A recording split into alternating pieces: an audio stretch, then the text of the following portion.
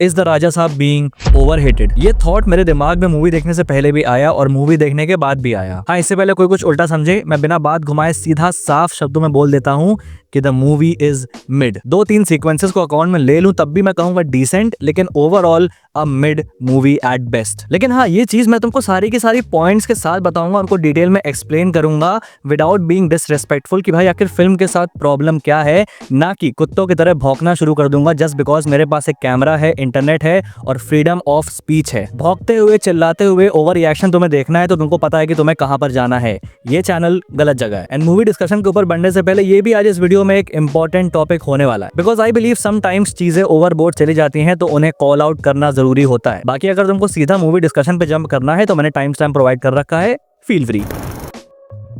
The राजा साहब के release के बाद से जो ये यूट्यूब कम्युनिटी का इकोसिस्टम है, इसको मैं ऑब्जर्व कर रहा हूँ। जो अबिसिमल डिजास्टर बोला जा रहा है राजा साहब को कि भाई 26 में दुनिया खत्म है और इस मूवी से ही खत्म होगी। चलो एक बार के लिए ये जोक भी एक्सेप्टेबल है, I would take that sportingly. लेकिन कुछ नीच लोग इस कम्युनिटी में जिन्होंने क्लियरली इससे भी ज्यादा खराब मूवीज का रिव्यू किया है अपने चैनल पे, लेकिन जो हार्शनेस राजा साहब के रिव्यू में दिख रही है, at this point it is beyond the review. क्योंकि अगर प्रॉपर रिव्यू होता तो शायद मैं इस चीज को लेकर, इस टॉपिक को लेकर इस वीडियो में आता ही ना। Because as a movie YouTuber तुम्हारा ये काम है मूवी को रिव्यू करना, उसके गुड एंड बैड पॉइंट्स के बारे में बात करना, और अगर मूवी अच्छी है तो उसको अप्रिशिएट करना, और अगर मूवी खराब है तो उसे क्रिटिसाइज करना। लेकिन ये लोग जो मूवी का नेगेटिव रिव्यू कर रहे हैं, ये कोई रिव्यू नहीं है। रिव्यू में फिल्म के एस्पेक्ट्स के बारे में बात होती है कि भाई राइटिंग कैसी है, सिनेमाटोग्राफी कैसी है, एक्टिंग कैसी है, एटसेट्रा एटसेट्रा। यहाँ हो रहे हैं पर्सनल अटैक्स, गाली गलौज हो रहा है, खुन्नस निकाली जा रही है और जाहिल गवारों की तरह सिर्फ डेरोगेटरी टर्म्स का यूज हो रहा है। मूवी बुरी है इस वजह से ये लोग गाली नहीं दे रहे हैं, बल्कि इनको प्रॉब्लम है एक एक्टर से और उसके फैन बेस से। एक प्रॉपर हेट कैंपेन चल रहा है for the sake of it. Film खराब निकली है तो भाई फिल्म की खराबियों के ऊपर बात नहीं हो रही है, बल्कि उसको एक मौका बना लिया गया है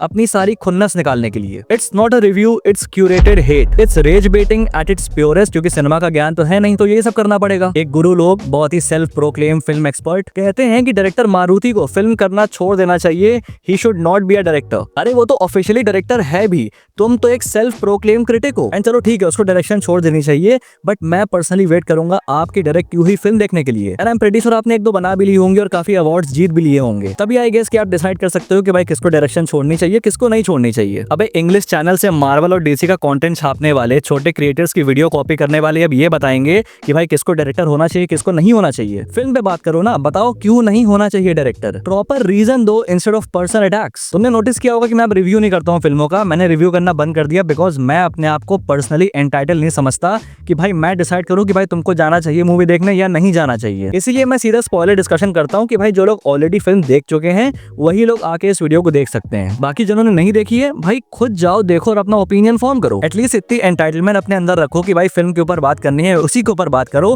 किसी को करियर एडवाइस मत दो। ये तो टिप ऑफ द आइसबर्ग है। अभी आते हैं इससे बड़े महाशय जिसको एट दिस पॉइंट अब एक सर्टिफिकेट दे देना चाहिए, सर्टिफाइड प्रभास हेटर। काफी ऑब्वियस है समझने के लिए कि यहाँ पे किसकी बात कर रहा हूँ। मतलब उसके लिए तो भाई एक गोल्डन अपॉर्चुनिटी है और उसका ऐसा फायदा उठाए पड़ा है, वीडियो पे वीडियो आए पड़ी है, स्टोरी पे स्टोरी लग रही है, एंड एक में भी प्रोफेशनली किसी फिल्म एस्पेक्ट में इस फिल्म को क्रिटिसाइज नहीं किया गया है। इनफैक्ट फिल्म को तो क्रिटिसाइज किया ही नहीं जा रहा है, बल्कि फिल्म क्रिटिसाइज करने के आड़ में अपनी जाहिलियत का प्रदर्शन किया जा रहा है। गाली तो ऐसे दिए पड़ा है जैसे राजा साहब देखने के लिए इसने अपनी जमीन गिरवी रख दी है और अब फिल्म खराब निकली तो भाई जमीन वापस नहीं मिल रही है। जीरो आई थी, मैं एसआर के फैन हूँ एंड एज अ फैन मैं ये बात कह रहा हूँ कि वो फिल्म मीडियोकर थी, लेकिन इस बंदे को वहां पर एक्सपेरिमेंट दिख रहा था, वहां पर ह्यूमर भी इसको अच्छा लग रहा था, वहां पर कोई दिक्कत नहीं थी, सब कुछ बढ़िया। एंड भाई थोड़ा बहुत बायस सबके अंदर होता है अपने फेवरेट एक्टर को लेकर, मेरे अंदर भी है, लेकिन भाई ये तो स्ट्रेट अप हिपोक्रेसी है। पूरी वीडियो में सिर्फ और सिर्फ रेज बेटिंग करी है, प्रभास का अपीयरेंस, उसकी बॉडी, उसके लिए डेरोगेटरी टर्म्स यूज करना, प्रॉपर हेट और फ्रस्ट्रेशन दिखती है हर शब्द में।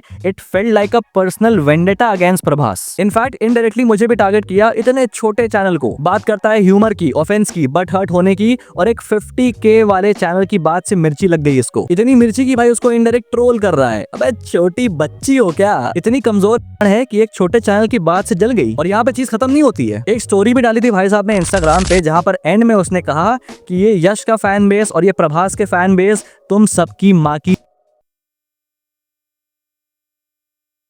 अरे कोई कितना जाहिल हो सकता है भाई, कितनी खुन्नस हो सकती है किसी के अंदर। मतलब general public are not entitled कि भाई उनका अपना एक पसंद हो, अपना ओपिनियन हो। उन्हें कोई मूवी या फिर एक्टर पसंद है जो कि तुमको नहीं पसंद है तो तुम गाली देना शुरू कर दोगे। मैंने सलार के टाइम पर भी इसको इस चीज के लिए कॉल आउट किया था, क्योंकि वहां पर भी ये सेम हरकत कर रहा था कि भाई जिनको सलार पसंद आ रही है वो छपरी है, छपरी दिवस मनाओ एक्सेट्रा एक्सेट्रा। लेकिन इस बार तो मतलब हद ही पार हो गई, आप माँ बहन पे आ रहे हो। मतलब कोई रिस्पेक्ट नहीं किसी के लिए, no regards for anything, no accountability, no professionalism, basic human civic sense. आप मूवी रिव्यू मत करो। मतलब ऑनेस्टली आप जैसे जाहिलों के लिए इस कम्युनिटी में जगह नहीं होनी चाहिए। भाई आप पर्सनल होते हो, मैं भी पर्सनल हो रहा हूँ, क्योंकि रिव्यू तो नहीं हो रहा है, कंटेंट के नाम पे रेज बेटिंग और ट्रोलिंग चल रही है। जो भाई खुद को पसंद है वो सबसे बेस्ट है, लेकिन जो खुद को नहीं पसंद है उसकी तो, अगर ट्रोलिंग ही करना है, रेज बेटिंग करना है तो भाई ट्रोलिंग रोस्टिंग चैनल खोलो। इनफैक्ट मैं कह रहा हूँ मछली मंडी में जाके बैठ जाओ एक बार, वहीं पे चिल्लाते हैं ऐसे। इनफैक्ट मंडी वाले भी इससे ज्यादा डिसेंट होते हैं। जो मूवीज वाला सेक्शन है वो ऐसों के लिए छोड़ दो जिनको मूवीज के बारे में एक्चुअली नॉलेज है, और जो मूवीज के बारे में बात करते हैं, ना कि खुन्नस निकालने बैठे हैं इंटरनेट पर। फिर रिपीट कर रहा हूँ, मूवी मिड थी, मुझे भी मिड लगी, लेकिन एक प्रोफेशनल दायरा बना के सिर्फ फिल्म को क्रिटिसाइज करना चाहिए था,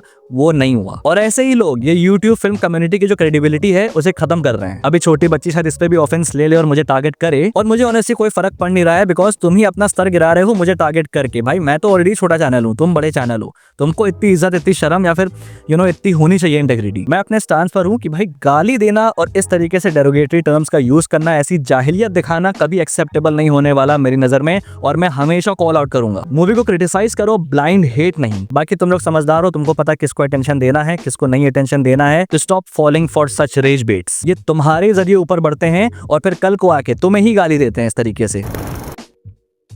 अब फाइनली बढ़ते हैं द राजा साहब की तरफ। डिटेल तरीके से बात करते हैं कि भाई आखिर क्या गड़बड़ हो गई इस फिल्म के साथ। In what waste director Maruthi misfired और एक अच्छे पोटेंशियल को वेस्ट किया। राक्षस हो।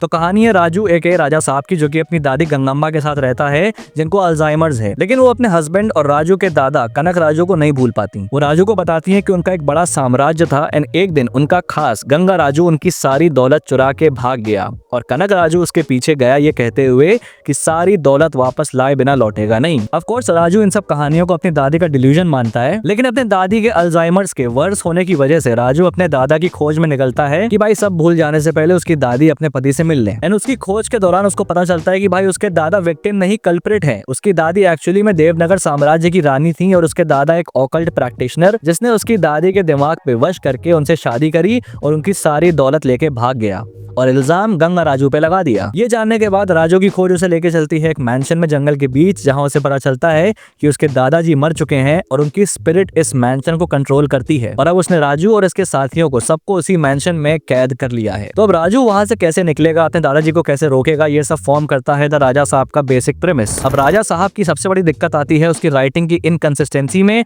और लैक ऑफ डेप्थ में। इन डेप्थ से मेरा मतलब ये नहीं कि भाई कोई बहुत ही इन डेप्थ कॉन्सेप्ट हो, भाई हॉरर कॉमेडी है, सब कुछ लाइट हार्टेड रहेगा, बल्कि डेप्थ से मेरा मतलब है कि जो फिल्म का जॉनरा है, जो टोन है, उसको फिल्म कितना स्ट्रांगली पकड़ के रखती है। राजा साहब के केस में इट्स वीक। फिल्म का जॉनरा है हॉरर कॉमेडी या हॉरर फैंटेसी, जिससे कि इसको एडवर्टाइज किया गया था कि भाई इंडिया की सबसे बड़ी हॉरर फैंटेसी फिल्म। ना हॉरर ठीक से हो पाई, इनफैक्ट नॉन एग्जिस्टेंट है।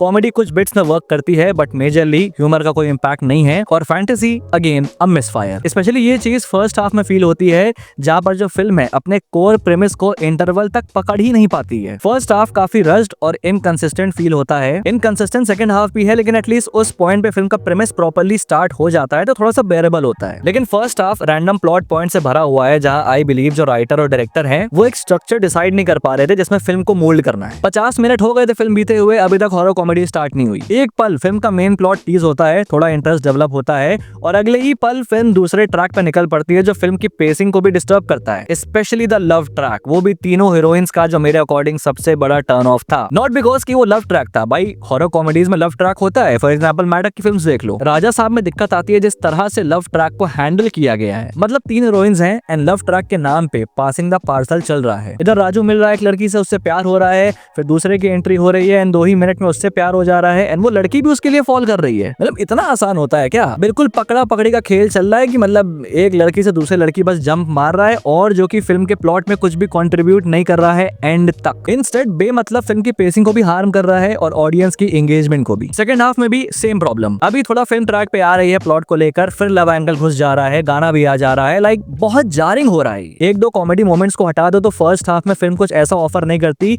जो कि इस इनकंसिस्टेंसी को कवर करे कि चलो भाई एटलीस्ट बकैती तो हो रही है, मजा आ रही है, बल्कि जो थोड़ी सी क्यूरियोसिटी है प्लॉट को लेकर उसी वजह से आप फॉलो कर रहे हो फिल्म को, अदरवाइज कोई ऐसा रीजन फर्स्ट हाफ में होता है नहीं। फर्स्ट हाफ का सबसे एंटरटेनिंग पार्ट होता है जब उसके दादी की बैक स्टोरी आती है, हमें उसके दादा का पता चलता है कैसे उसने धोखा दिया एंड कैसे दादी lost her kingdom because of it. I mean I was a bit invested in that part, लेकिन प्रॉब्लम वही वाली आती है, बैक स्टोरी बहुत ही रश्ड सी चलती है। इनफैक्ट जो अननेसेसरी लव ट्रैक्स थे, जो ड्रैग वाले सीन्स थे, उन्हें काट के जो ये बैक स्टोरी थी इस पर और ज्यादा फोकस किया जा सकता था, इसको थोड़ा सा और एक्सटेंड कर सकते थे, थोड़ा सा और लेयर्स ऐड कर सकते थे। अगर ये सब किया जाता तो I believe first half strong बनता, लेकिन यहाँ पर भी मारुति मिसफायर करते हैं। प्रभास को मुझे देख के काफी मजा आया, थोड़ा वो लार्जर देन लाइफ रोल से हट के ऐसे स्मॉल टाइम कॉकी रोल्स, उसमें भी थोड़े से मास मोमेंट्स हैं, एक over the top action scene, थोड़ा फैंस को उनका स्ट्रॉन्ग वाला प्रभास देखने को मिल जाए, मजा आ जाए। बट ओवरऑल फिल्म के सारे प्रॉब्लम्स में से फर्स्ट हाफ में, सेकंड हाफ में, दोनों में ही Prabhas was not one of them. But वही दिक्कत है कि भाई प्रभास के एफर्ट्स और प्रेजेंस को फिल्म का अनइवन नेचर नलिफाई कर देता है कि भाई मतलब प्रभास के फैंस भी डिफेंड नहीं कर सकते कि भाई हम किस एंगल पे डिफेंड करें, इतना ही कैरी कर लेगा कि एक्टर अपने कंधे पे फिल्म को। अब आता है फिल्म का सेकंड हाफ। अब ये काफी बड़ा सवाल प्रभास के फैंस के बीच में और मेरे दिमाग में भी आया कि भाई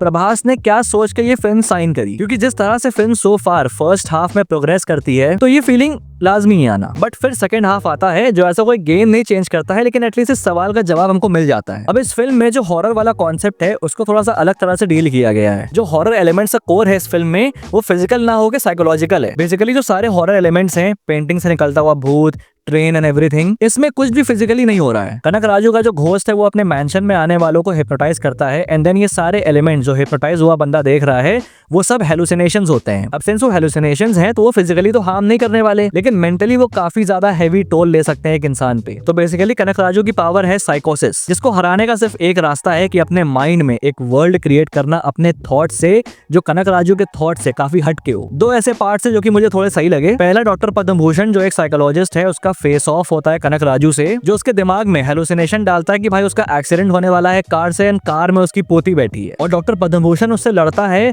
उस सारे हेलुसिनेशन को अपने दिमाग के पावर से चेंज करके। बेसिकली एक साइकोलॉजिकल बैटल। दूसरा आता है फिल्म का फाइनल एक्ट, जहां पे जो राजू है उसकी दादी हॉस्पिटल में एडमिट हो जाती है because she is about to die and Raju भी फिर मैंशन से हॉस्पिटल भागता है, बट देन उसको रियलाइज होता है कि भाई ये एक हेलुसिनेशन है और वो अभी तक मैंशन में ही है। बट फिर वो जूझता है इस चीज में कि भाई क्या असली है और क्या नहीं। Now this very concept sounds very interesting on paper, लेकिन जब इसको एग्जीक्यूट करने का टाइम आया तो भाई राइटिंग और विजुअल्स दोनों के मामले में डायरेक्टर ने बैंड बजा दी। चीजें बहुत क्रिटिकली अंडरवेलमिंग रह गईं। राइटिंग के पॉइंट ऑफ व्यू से देखे तो जो हिप्नोसिस वाला थीम था उसके अंदर एक और थीम ऑलरेडी फिल्म में प्रेजेंट था, वो था अपने माइंड पे, अपने थॉट्स पे कंट्रोल पाना, साइकोलॉजिकली स्ट्रॉन्ग होना, जो काफी अच्छा थीम है और थोड़े से डेप्थ के साथ एक्सप्लोर किया जा सकता था कि भाई अपने माइंड की पावर को एनहांस करना, जो नॉर्मल ह्यूमन थॉट्स है उनके परे जाना, एक साइकोलॉजिकल पावर अनलॉक करना, जो इवेंचुअली राजू के कैरेक्टर डेवलपमेंट में भी काफी कुछ ऐड करता। लेकिन इंस्टेड जिस तरह से ये सारी चीजें होती हैं, सब कुछ एग्जीक्यूट होता है, वो आपके दिमाग में इस थीम के थॉट को पहुंचने नहीं देती, क्योंकि अगेन फिल्म बहुत ही रैंडमली चीजों के ऊपर जंप करती है। जैसे एंड में राजू जब फाइनली अपने माइंड में अपना वर्ल्ड क्रिएट करता है अपनी दादी के साम्राज्य को इमेजिन करके, वो बहुत ज्यादा इंपैक्टफुल होता अगर प्रॉपर बैकग्राउंड और सेटअप और बिल्डअप उसके पीछे होता। विजुअल्स के पॉइंट ऑफ व्यू से जो साइकोलॉजिकल बैटल होता है specially doctor Padma Bhushan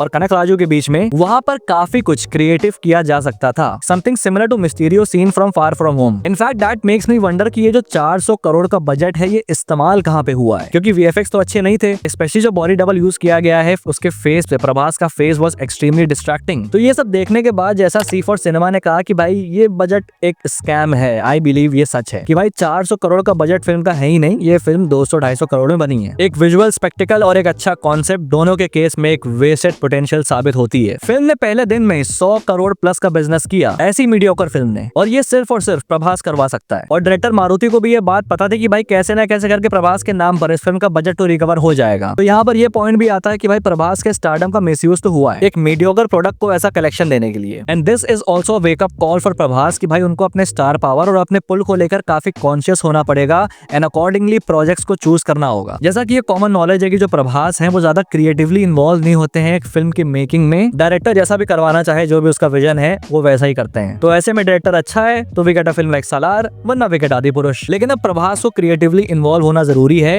he needs to know the process and the output. He needs to understand कि वो अपने स्टारडम की क्रेडिबिलिटी को वेस्ट ना करें, कि भाई ऐसी फिल्म के साथ भी अगर वो पहले दिन में 100 करोड़ कर रहे हैं तो इसका मतलब उनका स्टारडम हल्के में लेने वाला नहीं है। लेकिन अगर ऐसे ही मीडियोकर प्रोडक्ट्स आगे भी आएंगे तो उनकी क्रेडिबिलिटी लूज हो सकती है। And he needs to understand कि वो इसको लूज ना करें और ऐसा 100 करोड़ का कलेक्शन किसी ऐसी फिल्म को दे जो कि डिजर्व करती है ये। बाकी यहाँ पे खत्म होती है वीडियो। तुम अपने थॉट्स बताओ, तुम्हारे क्या थॉट्स हैं इस फिल्म को लेकर, तुम्हें कैसी लगी फिल्म, और कमेंट्स में लिखकर जरूर से बताना। और अगर ये वीडियो पसंद आए तो लाइक कर देना, और अगर पहली बार यहाँ पे आए हो तो सब्सक्राइब करना मत भूलना ऐसी और वीडियोस के लिए। Till then, this is your pop culture nut signing off. Will see you guys in the next video and thanks for watching.